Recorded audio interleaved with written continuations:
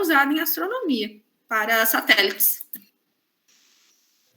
Então, ficou conhecido como método de Gauss, esse método que ele usou para computar a órbita desse planetoide, e que até hoje é aplicado no cálculo diferencial integral.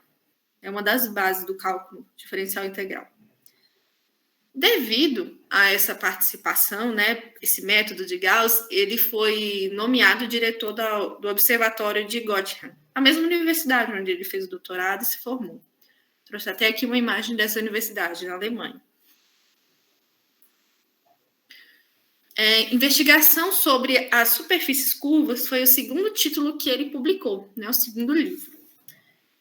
E como o próprio nome já diz, ele desenvolveu métodos analíticos para estudar curvas, o que contribuiu muito para o cálculo diferencial integral. E ele desenvolveu, né, ele foi um dos principais desenvolvedores da geometria diferencial. Hoje em dia nós conhecemos, vocês devem lembrar, né, da curvatura gaussiana. Gaussiana, o nome é diferente. A gente faz esse estudo aí na geometria. Gauss e os números complexos. Né? Então, Gauss ele trouxe um estudo diferenciado nos números complexos, principalmente atrelando um dos eixos do plano cartesiano a um número complexo. Aqui eu coloquei a imagem que está um pouquinho borrada, não achei melhor, mas Z, né, o eixo Z, ele conseguiu comprovar que nós poderíamos igualar x mais y vezes i, e sendo aí a representatividade dos números complexos. Então, representação geométrica, como vocês podem ver, ele foi das pessoas que fizeram representação geométrica dentro dos números complexos e colocando esses números complexos dentro do plano cartesiano. E ele também propôs a mudança do nome, números imaginários para números complexos, porque antes, com a terminologia imaginária, as pessoas pensavam assim, imaginários, é coisa da nossa imaginação, não pegava bem. Ele falou, não, números complexos. E aí ele conseguiu fazer a mudança dessa terminologia, até hoje a gente conhece como o conjunto dos números complexos. Gauss em física. Então, em física, ele teve várias contribuições. Vou citar aqui algumas, né? Ele ajudou na contribuição da teoria da força inversamente proporcional ao quadrado da distância. A área de aplicação dessa teoria é magnetismo. Teoria potencial em física também teve suas contribuições, e a matemática aplicada, no caso aqui, aplicada à física, né? Mas a matemática aplicada a determinada área também, ele é um dos fundadores. Ele era muito perfeccionista e por isso ele deixou de receber um título assim que seria honroso para ele, apesar que ele era brilhante de toda forma.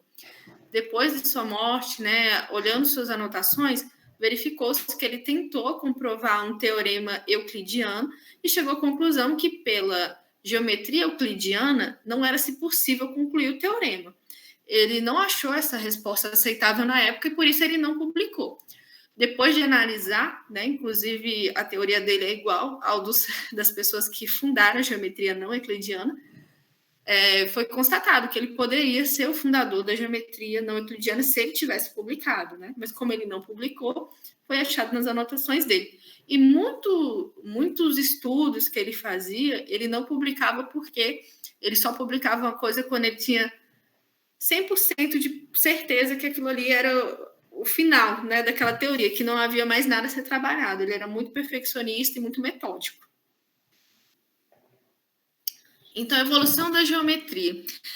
Aí, já saindo de Gauss, mas também a gente vai falar dele aqui nesse momento da evolução da geometria, que é um novo subcapítulo, a gente vai falar aqui de alguns aspectos do avanço no campo do estudo da geometria. Então, antes de falar de Gaspar de Monge, que foi um dos principais aí na geometria contribuintes para essa evolução, a geometria acreditada até então é aquela euclidiana, que a gente tem ângulos de 90 graus, ângulos retos, né? Uma coisa bem baseada no mundo físico, naquilo que é visível, né? Então, começou-se a partir daqui uma evolução dessa geometria euclidiana. Gaspar de Monge, 1746 a 1818, ele foi o pai da geometria descritiva. Ele criou a geometria descritiva. Nunca era baseado, ele tentava projetar através de desenhos, inclusive ele se inspirava em desenhistas, né? desenhos bidimensionais que demonstravam com precisão a tridimensionalidade de algum objeto, né? Então, ele utilizando ali algumas técnicas de rotação de eixo, ele conseguia desenhar, né? Inclusive, era um dos objetivos dele, desenhar com precisão em superfícies bidimensionais desenhos tridimensionais, né? Que dessem essa impressão. Jean-Victor Poncelet, ele foi um militar, inclusive fazia parte ali da guarda de Napoleão, e ele foi o primeiro a separar a geometria projetista como um ramo independente, né? Então, ele começou a trazer ramos da geometria. Lembrando que quando eu comecei aqui a falar, eu citei que a geometria acreditada era a euclidiana.